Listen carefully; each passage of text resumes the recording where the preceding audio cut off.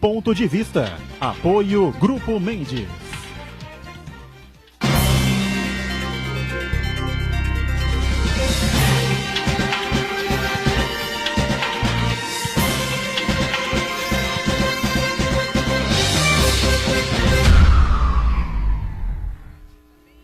Olá, estamos começando mais um Ponto de Vista, você sempre conosco neste horário da 1h30 da tarde, horário da tradição do debate político na cidade, na região metropolitana, não é? Os temas que formam a nossa pauta regional e, claro, sempre a discussão, o debate aprofundado dos assuntos, dos temas de interesse nacional também. E sempre a nossa reprise para você conferir também de segunda a sexta, sempre aqui na Santa Cecília TV, a partir das 20 horas, 8 da noite. Hoje, excepcionalmente, a reprise entra depois do futebol, né? O futebol começa às 8 aqui na Santa Cecília TV. Depois do futebol, a partir das 10 horas aproximadamente, você acompanha a reprise do programa desta quarta-feira, né? Quarta-feira já recheada de temas interessantes, temas importantes nacionalmente falando, né? Uma nova pesquisa de intenção de votos, embora estejamos ainda um pouco distantes, não é, do pleito. Os candidatos não estão exatamente definidos ainda. Temos a manutenção ou a negativa, né, do habeas corpus ao ex-presidente Lula por parte do STJ, o Superior Tribunal de Justiça. Temos a abertura aí das contas bancárias do presidente da República, Michel Temer, que está dando muito o que falar, embora eu já disse ontem aqui, eu duvido que apareça numa conta bancária do Temer um depósito de 1 milhão, 800 mil, 700 mil, que ele não pode se explicar, seria infantilidade, inocência demais, inocente, vamos combinar aqui, o Temer, claro que não é? Muito bem, vamos falar sobre o mês de março, não é que não é só o mês da mulher, mas é o mês das mudanças partidárias, não é o mês da janela partidária, não é? Para falar sobre esses temas todos, Fernando Chagas está aqui à minha esquerda, mais uma vez, cientista político, colaborando e participando com a gente. Tudo bem, né, Chagas? Tudo bem, olá amigos, um abraço a todos, em especial aos telespectadores. E o Alcindo Gonçalves, também cientista político, foi vereador aqui na cidade de Santos, embora muita gente não se lembre, não é? Político também, e participa com a gente nesta edição de quarta-feira. Prazer revê-lo também, Alcindo. Obrigado, um abraço a todos. E lá na ponta o Marcos Santana, sempre atento aí às redes sociais, às participações dos nossos telespectadores, às transmissões que fazemos aqui do Ponto de Vista. Tudo certo aí, Santana? Tudo certo, boa tarde, atento e atônito ao que acontece no Brasil. Boa tarde especial que nos acompanha no Ponto de Vista. Quero convidar você a participar do programa, mandando sua pergunta, crítica, sugestão, pelo Facebook, Ponto de Vista com Edgar Buturão, ou por e-mail, contato@pontodevista.tv.br. Os programas anteriores podem ser conferidos, podem ser consultados na nossa página na internet, também no Facebook, ou no nosso canal no YouTube. E você que nos acompanha na reprise, uma boa noite. Muito bem, sempre o mantra aqui de todo dia, o programa acaba 12h30 ao vivo, né? Não tem como a gente fugir disso. 12h30 terminou ao vivo, quando você vai ver o reprise, que hoje excepcionalmente é às 10 depois do futebol, né? Só Deus sabe, às vezes, como diz o Santana, nem ele, né, consegue acompanhar a velocidade das notícias e da turbulência política, econômica, administrativa, enfim, que acontece no país. O governo federal, o governo da República, os estados, enfim, né, os municípios. Agora, eu acho que houve uma reversão no caso do prefeito de Embu das Artes, né? Vai poder assumir agora, conseguiu uma reversão na justiça. E ele volta agora ao cargo, ele que tem, ele que é indiciado aí por uma série de crimes aí que teria sido praticado, compra de voto, e o raio que os partos. Suspeita muito grave também, que é ligação com o crime organizado. Com o crime organizado, enfim, não é? Um cara que dava escola, quando o vereador dava escola para munícipes, dava remédio, dava dinheiro, arrumava internação, e ninguém sabe exatamente como é que ele conseguia dinheiro para essas coisas todas, né? Enfim, é a política do nosso país e lamentavelmente acontece aqui, assim, né? Bom, a decisão do STJ, o Alcindo 5-0 contra o habeas corpus requerido pela defesa do ex-presidente Lula, definitivamente sacramenta, não é, que o Lula realmente não será candidato, né? Uma questão eleitoral do TSE, e que ele está por um fio de ser preso, né? O julgamento ontem na quinta turma do Superior Tribunal de Justiça não foi nenhuma surpresa, né? O Judiciário vem mantendo uma linha bastante firme, coerente. Já foi assim no julgamento do caso lá do Guarujá, no TRF4 lá de Porto Alegre, agora o STJ confirma. Quer dizer, realmente a situação do Lula, do ponto de vista político e do ponto de vista eleitoral, é muito difícil, né? A condenação dele, agora, essa primeira condenação praticamente irreversível, há apenas embargos de declaração que serão julgados rapidamente. Existe a possibilidade real, concreta, da decretação da prisão do ex-presidente, e que agora só tem uma hipótese de não acontecer, se o STF, o Superior Tribunal Federal, realmente Supremo Tribunal Federal, mudar o entendimento sobre a prisão após o julgamento de segunda instância. Então, realmente, a situação do Lula é bastante complicada, lembrando ainda que ele tem outros processos. O caso de Atibaia, do sítio de Atibaia, será julgado ainda esse ano, que é mais né? grave do que talvez até mais grave do que Guarujá. Então, a situação é muito complicada do Lula individualmente. E o PT também fica, à medida em que o Lula é a grande expressão, a grande figura, o nome, que vai muito além da questão do partido, né? Tanto é que ele lidera todas as pesquisas, a última pesquisa que saiu ontem, ele continua na liderança, no dobro da intenção de voto do segundo classificado, que é o Jair Bolsonaro, ganha em todos os cenários de segundo turno, mas a exclusão dele cria realmente um vazio importante na eleição e complica o cenário eleitoral. Mas eu já há muito tempo venho dizendo isso e reafirmo, eu acho que, sem fazer nenhum juízo de valores, mas a presença do Lula na eleição presidencial, para mim, está praticamente descartada. PT prega fraude eleitoral. Claro que é um exagero, evidentemente, no que está escrito aí. Mas, na verdade, todas as pesquisas, como disse o Alcindo, não indicam o presidente Lula com pelo menos o dobro de vantagem contra o segundo colocado. É estranho, né? É uma coisa assim meio esquisita. Parece que enfim, a bola está meio murcha para o jogo começar, enfim, quando eles... No meu modo de entender, não é fraude eleitoral com Lula ou sem Lula. Isso é um discurso mais político, né? As pessoas têm saudade da época do Lula. Na época do Lula, realmente, o Brasil teve um crescimento muito bom, um crescimento significativo. Foi na época do boom das commodities, ele soube muito bem aproveitar essa situação, mas já os 2 primeiros últimos anos do segundo mandato, ele já mudou a política e o Brasil economicamente começou a cair até vir o desastre da Dilma. Mas as pessoas sentem saudade sim da época do Lula. E se o Lula voltasse hoje, não ia repetir o mandato que ele fez no passado. Concordo plenamente com Alcindo, eu não vejo possibilidades do Lula juridicamente concorrer à eleição. Ele vai pedir o registro da chapa, mas essa chapa vai ser negada. E mesmo que ele com recurso, eu vejo que esse recurso vai ser julgado rapidamente para não criar instabilidade na eleição, mais do que nós já temos. O que eu mudei minha opinião, eu não vi o Lula preso no curto prazo de tempo. Eu já estou mudando minha opinião. Porque a tendência hoje é do Tribunal Regional Federal da 4ª região julgar embargos de declaração ou no fim desse mês de março ou no início de abril.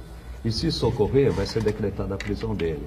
Eu esperava que o habeas corpus do Supremo Tribunal Federal fosse julgado antes até do que o julgamento do desembargo de declaração. Isso eu acho impossível. Então, pelo menos provisoriamente, eu acredito hoje que o Lula corre um sério risco de ser preso. Pode ser libertado depois, com a mudança do Gilmar Mendes de voto, entendendo que não basta uma condenação de segunda instância, precisaria ter uma condenação criminal de terceira instância, no caso do STJ, mas mesmo que o Gilmar Mendes mude o voto, parece que a Rosa Weber, outra ministra do Supremo Tribunal Federal, também pretende mudar o voto. Se mudar o voto, fica tudo como está. Gilmar é declarado. Declarado. A Rosa Weber está pensando. A Rosa Weber, eu vi uma declaração dela, o Charles, dizendo o seguinte, que a opinião dela pela não prisão em segunda instância. Mas por que ela vai... Porque tem uma decisão. Porque tem uma decisão do STF. Né? Agora, ela vai decidir com a decisão anterior ou vai decidir com uma nova decisão? Aí que é a dúvida. E depois da decisão de ontem do STJ, o Supremo Tribunal politicamente ficou numa situação complicada. Complicado. Mudar o voto, depois de unanimidade, 5 votos do STJ, de ministros que têm um alto conceito jurídico, mudar esse voto agora... Pode levar à mesa, qualquer um dos ministros do Supremo pode levar à mesa o habeas corpus e decidir por essa mudança. Politicamente... Vai dar a impressão que a mudança é para salvar a pele do ex-presidente Lula. Mesmo que salve, só vai salvar a prisão. Só vai salvar a prisão. Agora, a candidatura dele eu vejo inviabilizada. Agora, falar em fraude, eu acho um discurso político. E entendo que o Lula, tanto no julgamento do Sérgio Moro, na primeira instância, como no julgamento no Tribunal Regional Federal da 4ª Região, ele agrediu demais o judiciário. Tanto que ele agora trouxe o seu público da pertence para mudar o discurso. Só que agora ele já machucou demais o judiciário. Ele foi extremamente agressivo com o judiciário. Isso hoje, tanto no STF como no STJ, está prejudicando. Acho que o Lula ou alguém do PT imaginava, não sei, que haveria uma reação popular, alguma coisa desse tipo. Né? A gente não vê nem lencinhos vermelhos aí chorando pelo Lula. Agora, a pergunta que eu passei para o Chagas, passo para você, depois o Santana, se quiser opinar também, né? Aconteceu tudo isso, o Lula evidentemente tem lá a sua culpa no cartório, eu acho que há alguns exageros aí com relação à situação pessoal dele, né? Essa encrenca toda de mensalão e Lava Jato, essa coisa toda, mas ele tem a sua culpa, evidentemente, né? Como presidente da República, como líder do PT, e, enfim. Mas 35% votariam nele hoje, com tudo isso que aconteceu, depois de tudo isso que aconteceu, ou seja, 35% querem que ele participe. Então não é uma coisa esquisita que ele participe? É isso que eu ia comentar. Eu acho que, primeiro, o Chagas já disse claramente, o Lula tem um recall muito positivo. O governo do Lula foi um governo visto por uma parcela expressiva da população brasileira como um bom governo, um governo de crescimento econômico, superação da miséria, de programas sociais, de estabilidade política e econômica, então, e beneficiando os mais pobres, tanto é que é nesses segmentos que se concentra um apoio maior. Inclusive em termos regionais, é na região norte e nordeste, diferentemente da região sul, sudeste e centro-oeste. Então esse é um fato concreto, objetivo. Segundo, o Lula é uma liderança carismática, a maior liderança carismática da história do Brasil. Não há como negar esse fato. Então, de novo, nenhum juízo de valores aí, mas admitir que ele é uma liderança absoluta, de um poder de convencimento, de persuasão, de encantamento notável pela sua oratória, pela sua postura e tal, etc. Identificação com as massas. Isso traz apoio. É a famosa liderança carismática que o Lula tem em larga escala. Terceiro, nós temos um cenário muito ainda turvo da questão eleitoral, ainda sem definições claras e tal. Nesse cenário, é natural que os nomes mais conhecidos e mais lembrados e mais reconhecidos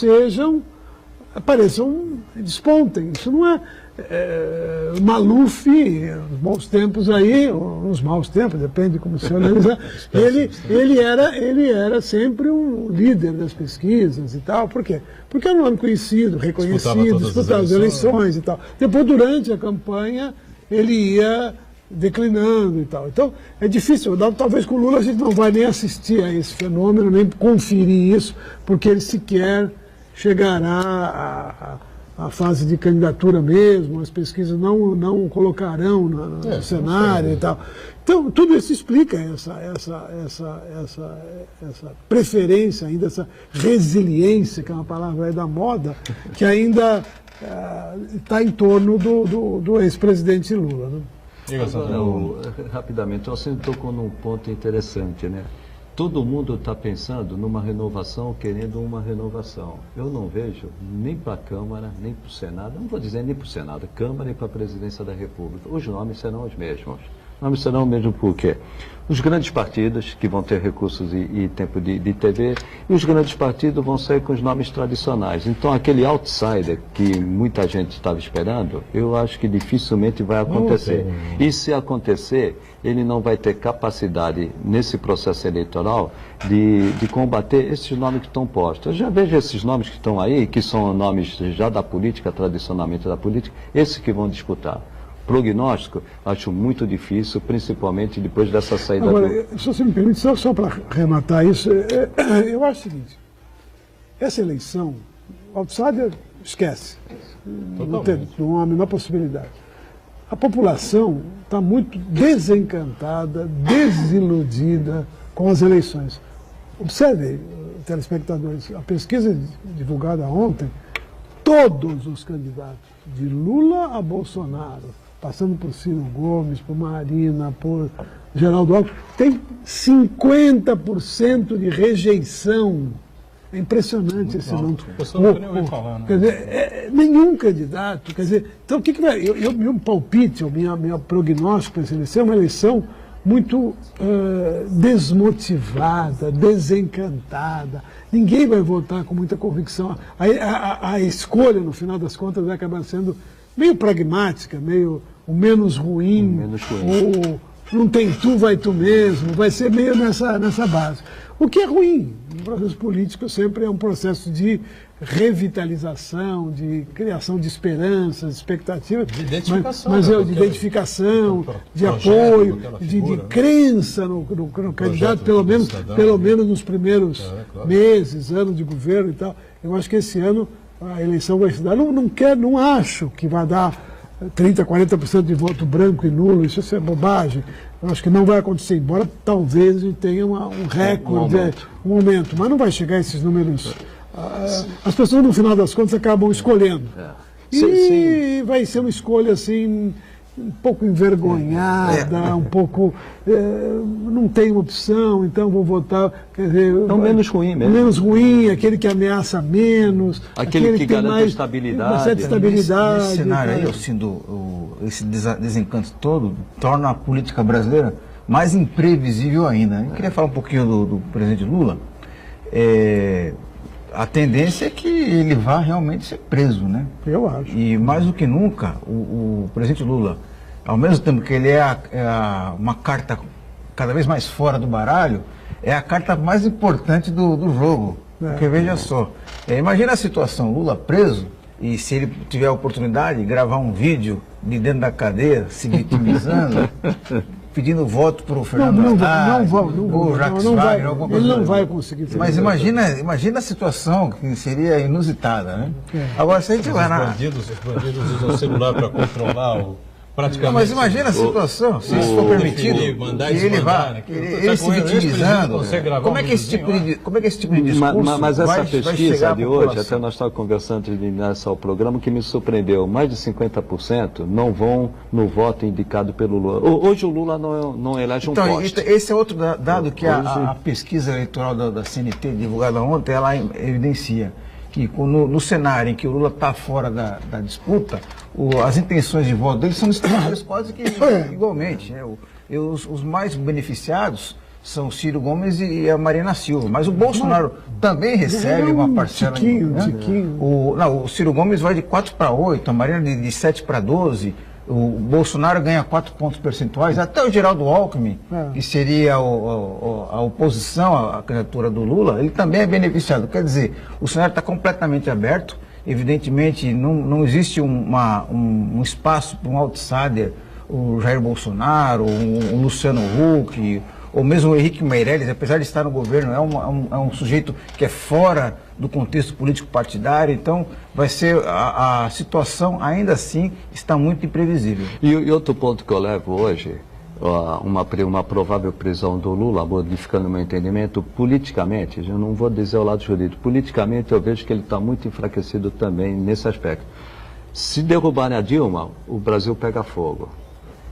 Teve impeachment da Dilma. Se o Lula for condenado em primeira instância, o Brasil pega fogo.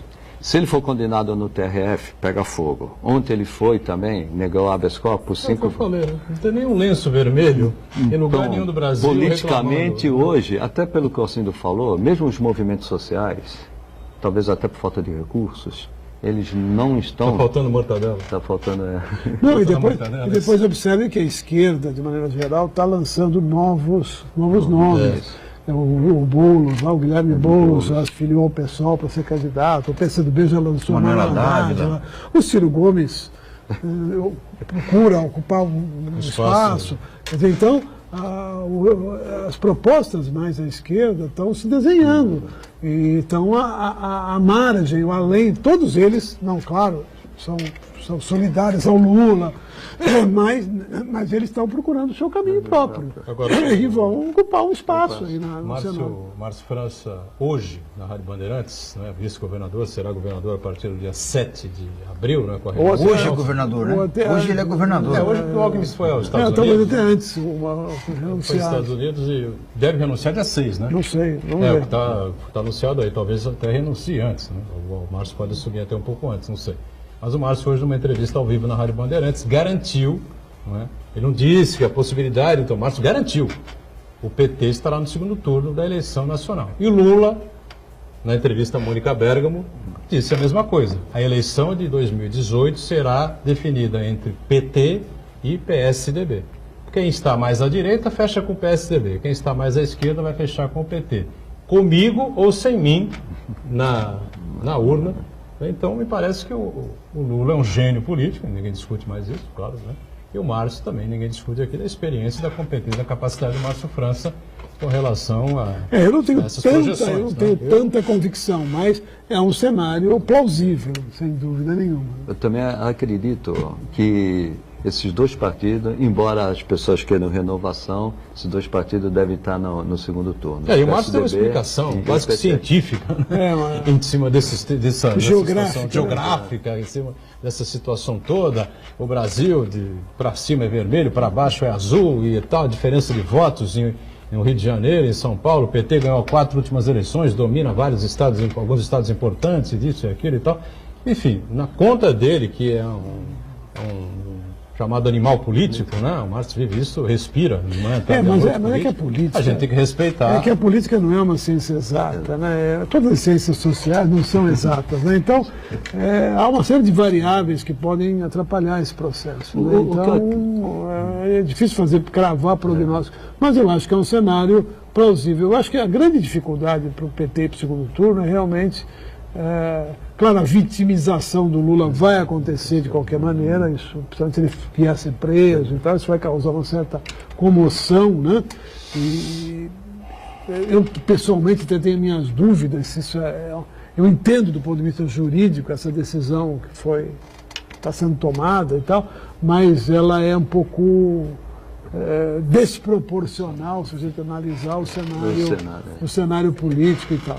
Mas, de qualquer maneira, vai depender muito de quem vier a ser indicado, da campanha em si, das propostas, com o apelo, esse eleitor desiludido e desencantado, como ele vai reagir a tudo isso. Então, calma, vamos devagar aí. Diga, Santana. Registrar a participação do Danilo de Grado. Ele disse que com o Lula fora da corrida presidencial, as chances dos demais candidatos aumentam consideravelmente.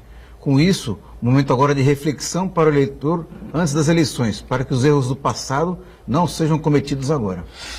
Um intervalo, voltamos daqui a pouquinho na sequência do Ponto de Vista. Até já.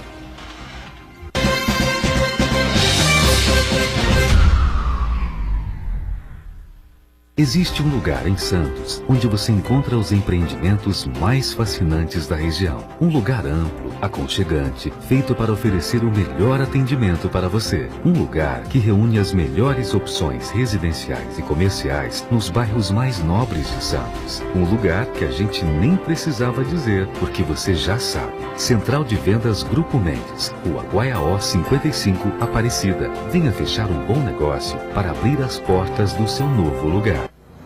A Universidade Santa Cecília quer ajudar você a realizar seus sonhos. Faça sua inscrição para o vestibular 2018 da Unisanta e estude na maior universidade da região. Cursos presenciais e à distância com excelentes avaliações do MEC. Aproveite, matricule-se já e ganhe descontos. Vestibular Universidade Santa Cecília. Inscreva-se já. unisanta.br/vestibular. 35º Jogos da Unisanta. Atenção, atléticas! Inscrições abertas de 5 de março a 2 de abril. O regulamento está disponível no site jogos.unisanta.br. Inscreva-se o quanto antes. 35º Jogos da Unisanta. O maior evento universitário esportivo do estado de São Paulo. Realização: Universidade Santa Cecília.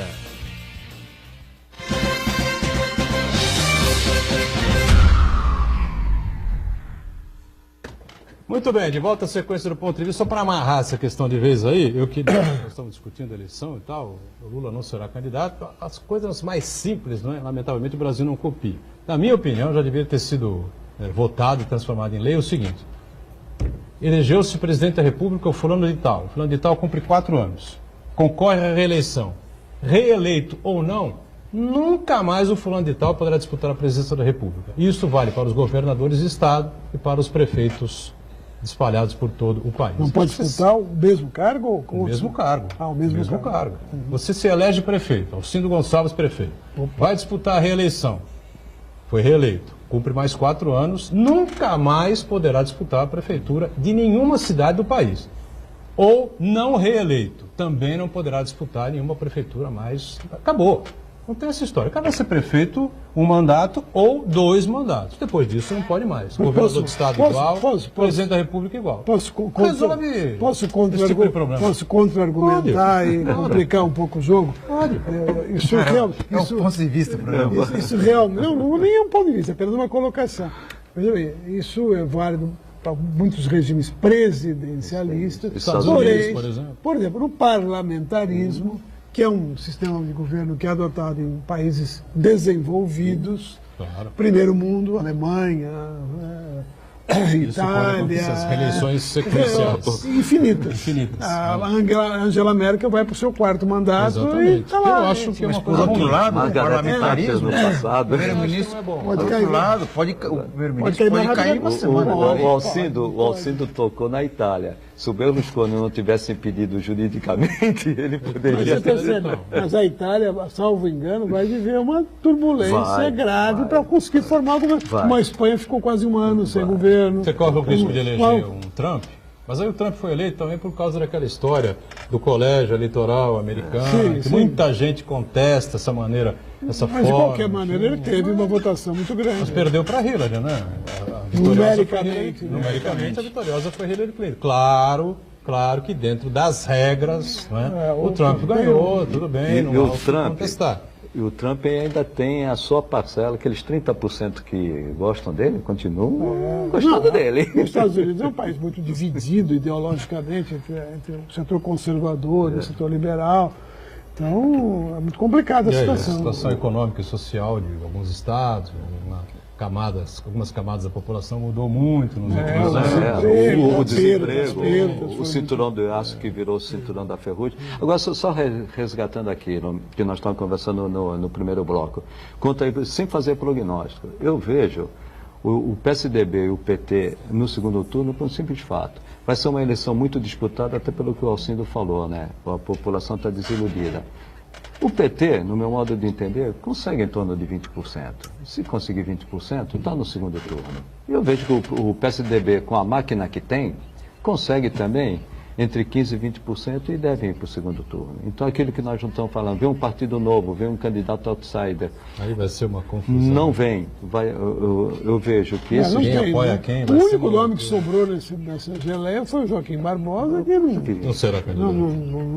Pelo menos não indicou, não sinalizou em nenhum momento que será candidato. Muito bem. Março é o mês da janela partidária para deputados, não é? Os senadores não precisam da janela partidária, né? O presidente da República também não. O cargo majoritário. Os cargos majoritários não precisam, né? O presidente da República, senadores, governadores e prefeitos não precisam de janela partidária. Então, para esclarecer bem, a janela partidária para deputados, né, federais ou estaduais que queiram mudar de partido. Ainda está valendo até o dia 29, se não estou enganado. Não. Não, vale 30 dias antes do período. Vale de 8 de abril, de março até 6 de abril. 6 de abril. Então, 7 de março a 6 de abril. Começou hoje, então. Começou hoje a janela partidária, daqui a pouco vamos ver aí uma série de mudanças, modificações.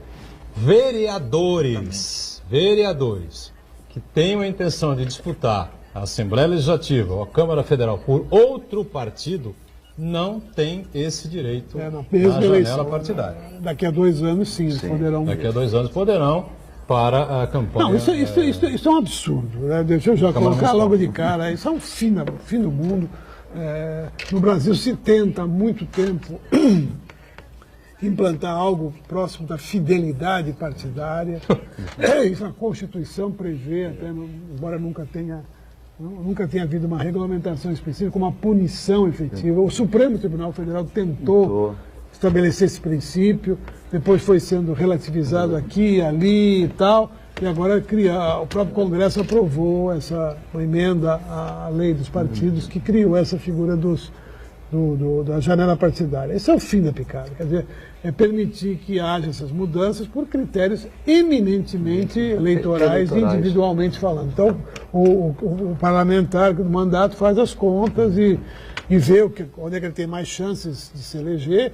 E esse ano nós temos outro fator a complicar, que é o fato do fundo partidário, gigantesca massa de dinheiro. Vai ser uma negociação que está na mão dos partidos, das direções partidárias, que vão chegar para os candidatos. Eles já estão chegando. Eu tenho 1,5 milhão para você vir para o meu partido. Eu já li de partidos que estão oferecendo 2,5 milhões, que é o teto máximo que um candidato pode gastar nessa campanha para que ele venha no partido. Ora, no momento em que não há recursos para a campanha, não há mais financiamento privado, isso virou. Então, é a descaracterização absoluta de partido, de ideologia, de programa, de proposta que está em curso, que eu acho que a sociedade devia repudiar. Né? O pior é isso, Alcindo. O que vai decidir é justamente quem oferecer mais recursos. 1,5 milhão, 2 milhões. Para senador, 2,5 milhões.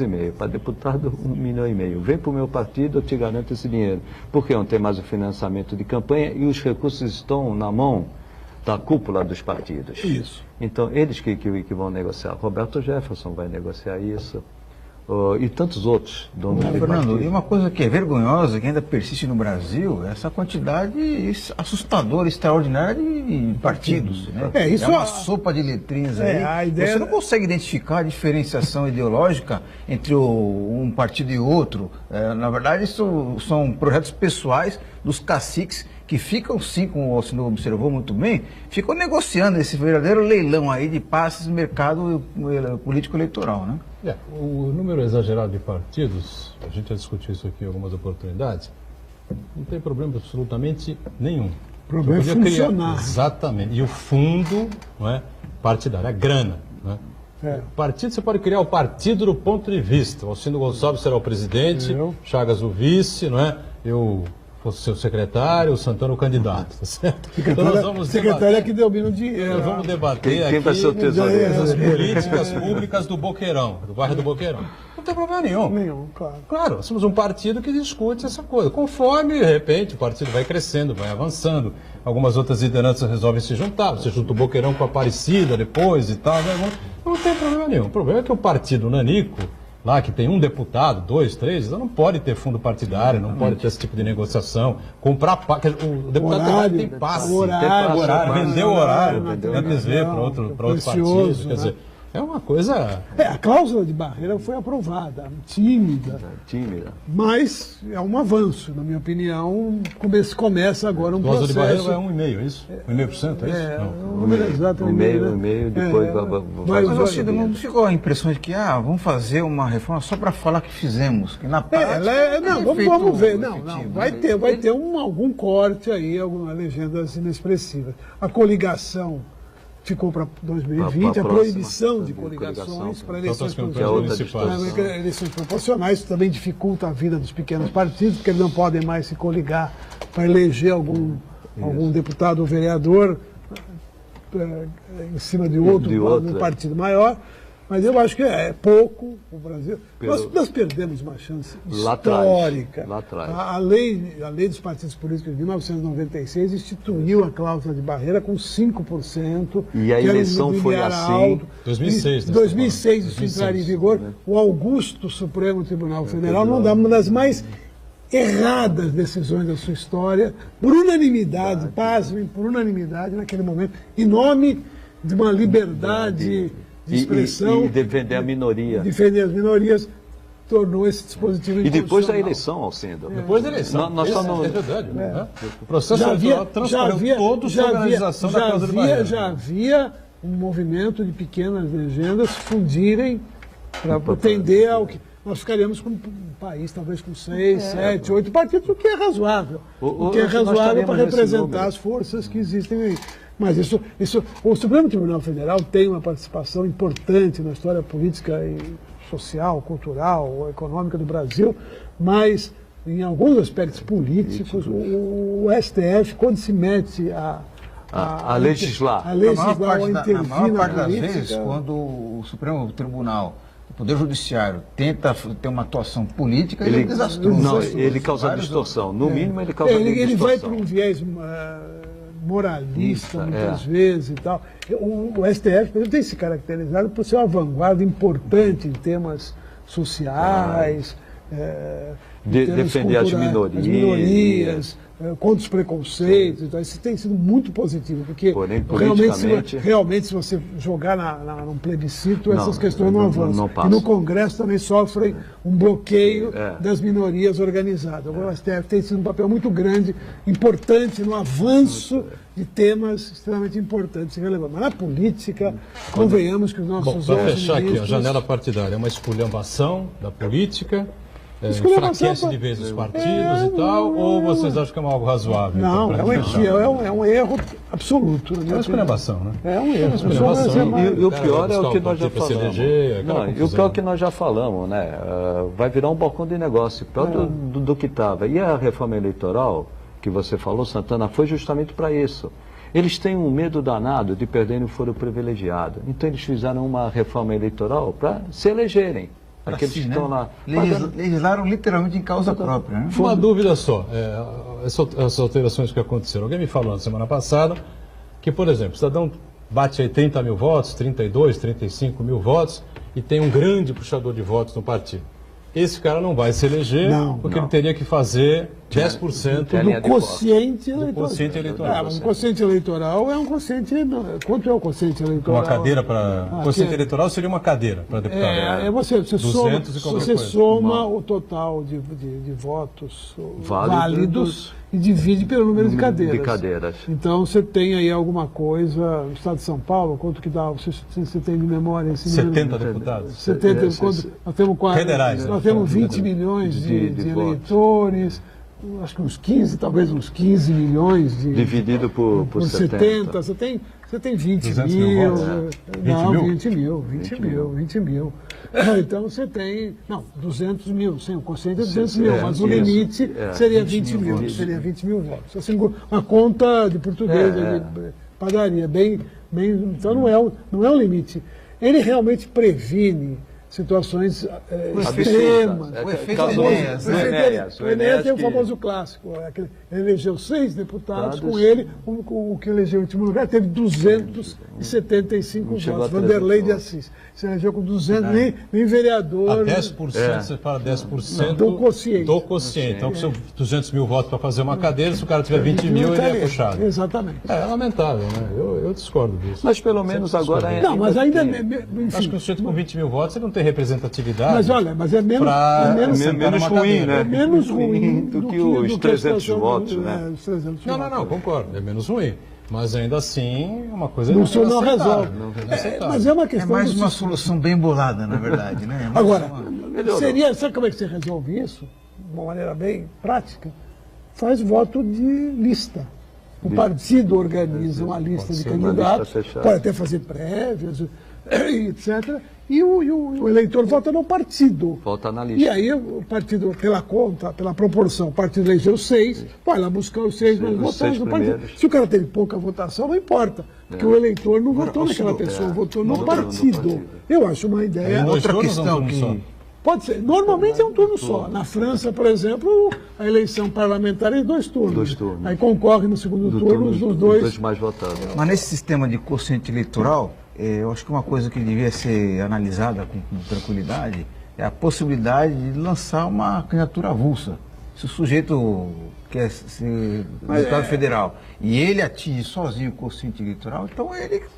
Mas você por outro lado, ter, fortalece a importância do partido político. Por outro lado, mas também tem um aspecto também que você, de um certo modo, você evita esse balcão de negócios aí de ficar atraindo pessoas populares para eleger outros. Mas você ter 200 mil votos, mais de 200 mil votos sozinho, não é? Tem uns vários casos assim, né? Mas aí celebridade. Agora, por exemplo, estrutura partidária. Tiririca, por exemplo, não precisaria submeter alguém. Tiririca, por exemplo. Tiririca, Russomano. Mas aí eu vejo Mas eles não vão partidos. ser candidatos avulsos, não vão. Não vão, não. E enfraquece o partido, ao contrário de Santana, acho que tem que fortalecer os partidos. O problema não está nos partidos, o problema está essa geleia que virou o país. Eu acho, em cima do que o Chagas falou no primeiro bloco, interessante, que esse ano nós vamos ter a perpetuação das velhas lideranças por causa do dinheiro que está à disposição dos partidos. Verdade. Mas a única renovação que pinta de acontecer é a das celebridades. As celebridades que por si só têm esporte, mídia, Tiririca, Russomano, artistas, televisão, esporte e tal, podem despontar. O que, a meu ver, nada contra essas pessoas, algumas delas até são pessoas corretas, dignas e tal. Romário, por exemplo, mas por outro lado, não necessariamente é uma renovação, porque o grande problema do Brasil, a média de renovação da Câmara dos Deputados tem sido 40 e poucos por cento, 43%, quase a metade. Nas últimas desde 94, é altíssimo. Agora não muda por quê? Porque sai um, vem outro com os mesmos práticas, vícios e tal. Nós não temos que mudar pessoas, nós temos que mudar o conceito, o comportamento, a visão e tal, a atitude, né? Mais intervalo e a gente volta daqui a pouquinho. Até já.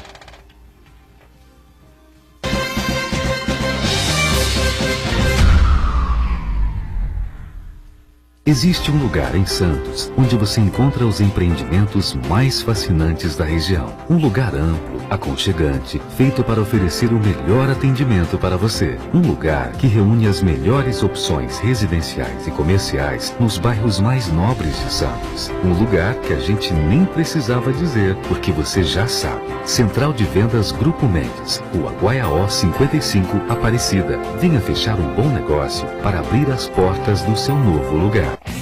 Nesta quarta, 8 da noite, no estádio Uricomussa, Portuguesa Santista e Belo Clube. Vá ao estádio conferir a Briosa. Vamos lotar o Uricomussa e torcer pela Portuguesa Santista. Nesta quarta, 8 da noite, jogo transmitido pela Santa Cecília TV, ao vivo e com exclusividade. Apoio Universidade Santa Cecília. Santa Cecília TV no canal 52.1 HD. Se você ainda está com dificuldade de sintonizar a Santa Cecília TV em alta definição pelo sinal digital, você precisa escanear os canais da sua TV através da autoprogramação no seu controle remoto. É bem simples e você sintoniza os nossos programas com qualidade digital de imagem e som sem pagar nada por isso. Santa Cecília TV 52.1. Escaneie e sintonize a maior programação regional da sua TV em alta definição.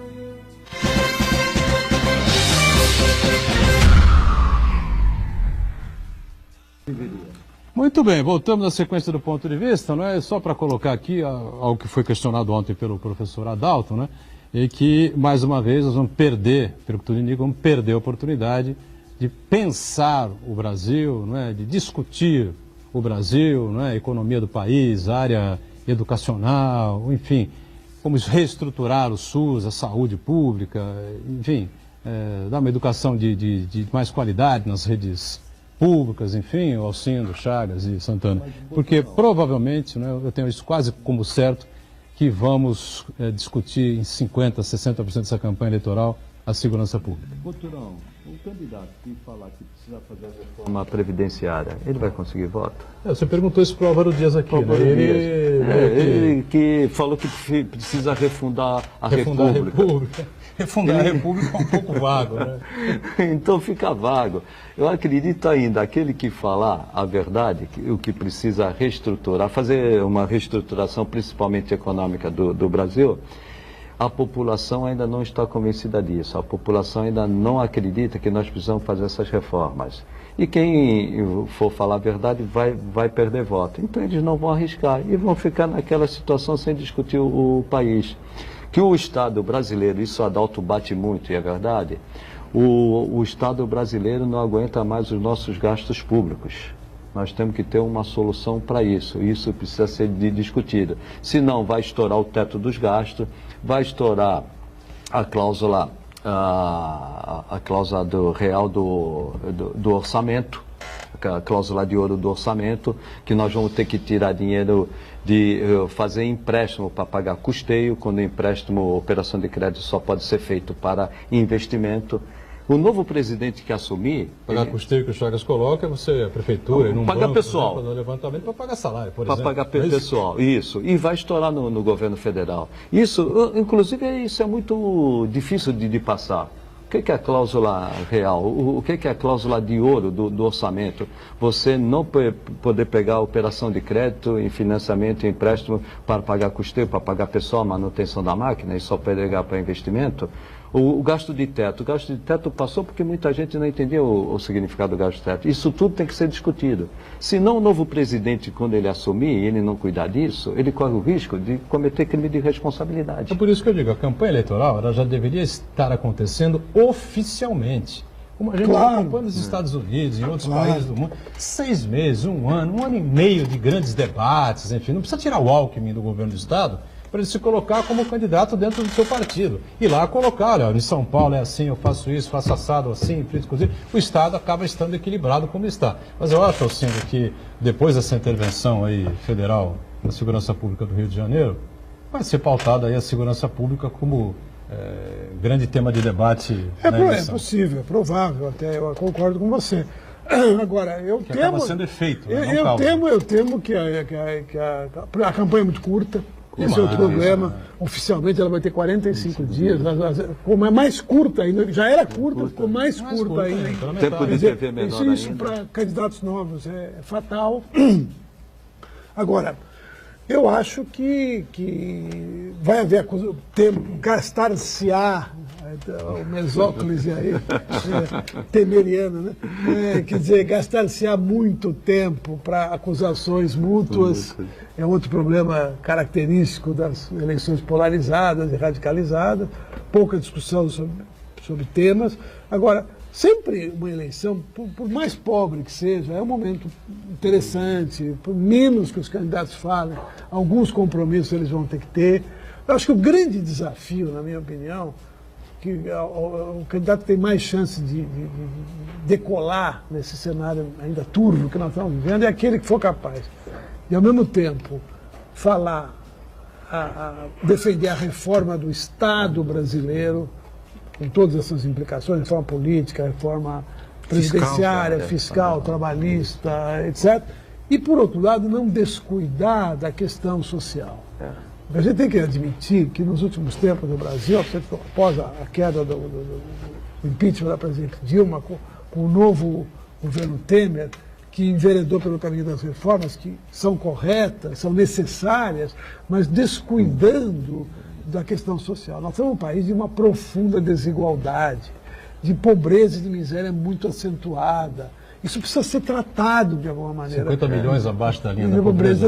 Isso tem que ter propostas, você tem que ter políticas públicas, você tem que ter ações e programas para esse tipo de gente. O grande desafio, eu acho que é conjugar esses dois eixos. Ao mesmo tempo fazer reforma, e ao mesmo tempo vou beneficiar os mais pobres, vou fazer mais justiça social, vou diminuir a desigualdade. Essa equação que é difícil. Mas nesse contexto aí de discutir justiça social, de beneficiar os mais pobres, tem que entrar no debate obrigatoriamente, quando a gente fala da questão fiscal, não é cobrar mais impostos de quem já não pode, né? Redistribuir E outra coisa, fazer quem pode e quem deve pagar impostos, realmente recolher. Eu vou citar, no Brasil existem vários casos, eu vou citar um que veio do Paraná, que o governo do estado do Paraná, ele fez uma renúncia fiscal de 384 milhões de reais em 12 anos, para quê? Para gerar 100 empregos. Então, quer dizer, esse tipo de coisa não pode acontecer, não pode acontecer mais no Brasil. Se for analisar a tributação de imposto de renda no Brasil, lucros e dividendos não pagam imposto de renda. Isso beneficia, isso faz com que o topo... iates e helicópteros não pagam IPVA.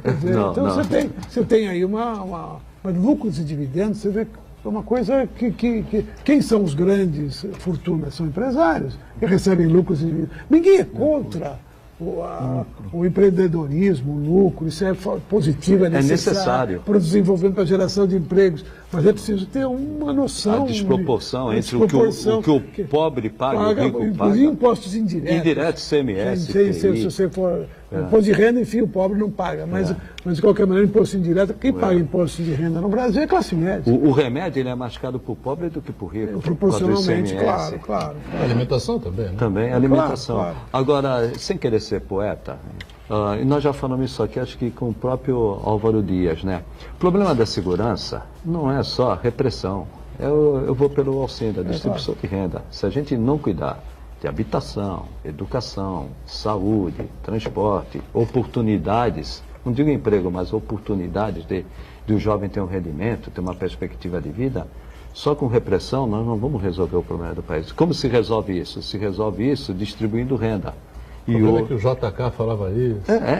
Essa equação é difícil. E mesmo no aspecto específico da segurança. Aí veio o Tancredo, lembra o Tancredo? O Tancredo também falava. Mas mesmo no aspecto ninguém faz. Da segurança, há que discutir o sistema prisional, o sistema carcerário. Será que não temos que prender pessoas com... Hoje nós temos quase metade da população presa que está em prisão preventiva. Não tem que ser sentença condenatória. Isso. É um absurdo. Agora, recentemente, o STF liberou as mulheres grávidas e com filhos de até 12 anos de ficarem presas em prisão preventiva. Quer dizer, é um avanço. Quer dizer, que sentido tem encarcerar a população? E os cárceres, os presídios brasileiros são escolas do crime, dominados pelo crime organizado. Isso resolve. A população não tem, vamos prender, vamos encarcerar, vamos tirar. Isso não resolve nada. Os países que têm a maior população carcerária do mundo, Estados Unidos, espontâneo, têm índices de criminalidade muito altos. Então não é por aí que você resolve o problema. O problema tem muito mais coisa a ser tratada no sistema penal, penitenciário, judiciário, quer dizer, que pode e deve contribuir para melhorar a segurança. E também diminuir a histeria, né? A gente vive surtos histéricos em relação a determinados temas. A saúde é recorrente nisso. Agora é a segurança. A segurança. Não que elas sejam ótimas no Brasil, quem não seria tão tolo de afirmar isso, mas talvez não sejam tão ruins como as pessoas imaginam. Existem estudos, livros publicados, que mostram que o mundo, de maneira geral, e o Brasil em particular, vive hoje muito melhor do que viveu há décadas ou há séculos anteriores. Então, calma com essa coisa de que os índices de violência, tem algumas cidades com índices muito altos. No Nordeste, maiores que no Rio de Janeiro. Do que no Rio de Janeiro. São Paulo tem índices... A Baixada Santista, Santos, tem índices de homicídios inferiores... muito inferiores à média. Essa intervenção no Rio, nós discutimos aqui várias vezes, muito mais política. Um momento levou a isso. Né? Não, ali é uma falência. Você deveria ter, mas veja bem, você deveria ter feito essa intervenção no Rio, não é? No Rio Grande do Norte, no Espírito Santo. Aí a União não aguenta. Entendeu? A situação é gravíssima. Né? Per capita, falando per capitamente, por habitante, o índice do Rio é muito abaixo desses estados. Rio Grande do Norte, Ceará. Mas ali foi um momento político, Foi um né? momento Teve político, o carnaval. claro. Não, e depois a falência da administração do Rio de Janeiro. Desastrosa, né? O caos que o Rio de Janeiro chegou. E qual era o partido? PMDB. Pois é. O PMDB. O Rio de Janeiro é um caso. Agora, a gente não pode raciocinar em termos políticos, em termos de eleição, Bom, na histeria. Né? Isso é muito perigoso. Você falou, lembrou da Baixada Santista, enfim, né? E nós estamos aqui sempre chorando, né? As lágrimas derramadas, o leite derramado, enfim, de que elegemos só 2 deputados ou 3 deputados. Na Câmara Federal, eu acho que a representação está bem ali na média. Tem 3 deputados federais, poderia ter 4, enfim. Mas não a população. Não é um milagre qualquer, de repente, às vezes até o 5º, de repente, Não, muito mas raro. isso né? seria uma desproporção. Desproporção, né? População. Na Assembleia Legislativa, eu acho que a representação é muito baixa. Deveria ser 4 também, porque veja bem, é uma continha de matemática. A população da Baixada Santista, eleitores, é 4% do estado de São Paulo. Ora, se nós temos 70 deputados federais, 4 vezes 70, 2,8. Se nós temos 3, nós estamos na média. E no estado? 94, 4 vezes 94, dá 4. Então, se nós temos 3 e 4, nós estamos... É que tivemos 7. Proporcional, aí, né? Mas aí foram... É uma discussão que todo mundo tem, e eu, Alcindo, sempre defendemos essa tese, né? Proporcional, no máximo 5. E outra coisa importante, mais do que a quantidade, é a qualidade da representação, né? Sim, porque muitas vezes o parlamentar ser da base de apoio do governo não significa que ele seja completamente subserviente, Claro. que evite tocar dedo na ferida, que represente as necessidades da população. Eu sempre digo que qual é a função de um parlamentar no Poder Legislativo? É legislar, fazer leis e aprovar leis, fiscalizar o Poder Executivo e representar a população. O que, de maneira geral, os parlamentares brasileiros não fazem. Não fazem. Legislar, eles legislam muito pouco. Controlar não controla nada. E fiscalizar não é fazer oposição tenaz ao prefeito. O parlamentar pode ser do partido do prefeito ou do governador e fazer um trabalho que auxilia o chefe do executivo no sentido das políticas públicas. Isso mesmo, e tal. dá apoio. E representar a população é a função principal de um parlamentar. Ele tem que estar mais próximo do seu eleitorado, das suas bases e tal. Não para fazer clientelismo político, que é outro problema da história. É buscar verba. É buscar encaminhar soluções, e, se possível, soluções coletivas, não soluções. Não é para. Vereador, deputado, não é um despachante de luxo para quebrar galho de pessoas que batem na porta. E a população pede isso. A população, o Alcindo foi vereador, a população pede isso. E esse balcão de negócio? Foi vereador num instante em que a população não era tão carente assim, as dificuldades não eram tantas assim, né? Embora evidentemente que havia lá o clientelismo. Claro que havia. Mas eu acho que de uns 20 anos para cá a coisa piorou. Não sei, tem minhas dúvidas, mas eu acho que e é tudo uma questão. Quando eu fui vereador, 36 anos, meu Deus, eu fui eleito, quer dizer, eu convivi com colegas que faziam clientelismo explícito. Eu nunca fiz. Claro. E olha aqui, eu sempre digo isso, nunca ninguém bateu na minha porta para esse tipo de finalidade. Por quê? Porque sabia como eu atuava. Agora, eu tinha colegas que faziam um balcão de atendimento, mas não era nem para atender o varejo do varejo. Não é função de um parlamentar. Caixão, principalmente. Tem um ex-vereador aí que dava caixão para todo mundo. É uma coisa espantosa. Eu já fiz assessoria na Câmara Municipal de Santos, era TV a cabo, botijão de gás, campa, poda de água. Nesse mês de março, Chagas, nós com certeza, me parece, né? Teremos aqui um deputado federal nosso, o ex-prefeito Beto Mansur, mudando do PRB para o MDB. Né? O MDB, a tendência é essa, ele vai para o PMDB. É praticamente acertado, acho que está 99,9% acertado. Inclusive uma informação que me foi passada agora recentemente, que a Marta Suplicy deverá disputar uma cadeira na Câmara Federal. Né? Não vai ser candidata ao Senado? A Câmara, né? O que eu tive conhecimento foi isso. Temos o Esquassone, que é o de Guarujá, né? E provavelmente, quase que 100% certo também, se mantenha no PRB. E aí, uma interrogação, né? O deputado federal João Paulo Tavares Papa vai fazer o quê? Né? E aqui sentado, um mês atrás, nesta cadeira onde está o Alcindo, questionado por mim, foi, Santana? Sim. Papa, você fica no PSDB ou sai? Ele falou, bom, eu já explicitei aqui para vocês, né, as minhas discordâncias em relação ao partido, enfim, e tal, isso, aquilo, aquilo outro. Tá bom, você fica ou sai? Depende. Veja bem. Veja bem. Ficou absolutamente em aberto, né? O programa está aí nas redes sociais, no YouTube, enfim. Quem quiser que pegue. E, curiosamente, ele fez rasgados elogios ao vice-governador e futuro governador a partir de abril, o Márcio França, dizendo que, inclusive, na opinião dele, o PSDB devia fechar com o Márcio oferecendo o vice, enfim. Então está aí aberta a interrogação, né? Papa fica ou Papa sai. Na minha opinião, naquele momento, pelo menos que ele teve aqui no programa, eu acho que ele está mais inclinado a sair. Então, aguardemos, né? O que vai acontecer. Você chuta alguma coisa? A tendência é PSB. A tendência PSB de bola? De bola. Você acha também assim? Não sei. Não sabe? Não sei. Essa aí eu não arrisco. Você acha que Eu acho que PSB. Eu não arrisco. Mas vai para o PSB? Vai PSB. Eu tenho essa impressão também, viu? Que é possível. Nos bastidores, os comentários são esses. São Agora, em comentários, política, né? tudo é possível, Ninguém né? ouviu dele absolutamente nada. Agora, ele deixou absolutamente em aberto. Olha, os três são candidatos à reeleição, né? Isso é importante destacar, né? Eu não sei aí os novos nomes que vão ser lançados. Adilson Júnior vai Adilson disputar. Essa Thelma, você Sérgio Federal, Santana. Thelma de Souza também vai disputar federal, né? Federal, Sérgio Santana. Sérgio Santana vai disputar federal e acho que fica por aí aqui na cidade, né? É, por aí. Em São Vicente devemos ter o candidato derrotado à prefeitura. Caio Amado, né? Amado. Me parece que é federal também, né? Ou estadual? Federal. Federal. Pela rede. Pela rede. E nós vamos ficando por aqui, não é? Agradecendo sempre a sua participação, a participação do Chagas está sempre conosco, o Alcindo que não está sempre conosco porque não quer, tá certo? O Caveira está aqui sempre à disposição. E o Santana diariamente acompanhando as redes sociais e a gente junto com você de segunda a sexta, é ao vivo, ponto de vista, 1h30, nossa reprise às 8 da noite, excepcionalmente hoje, a reprise às 10 da noite depois do futebol. Obrigado, gente. Tchau.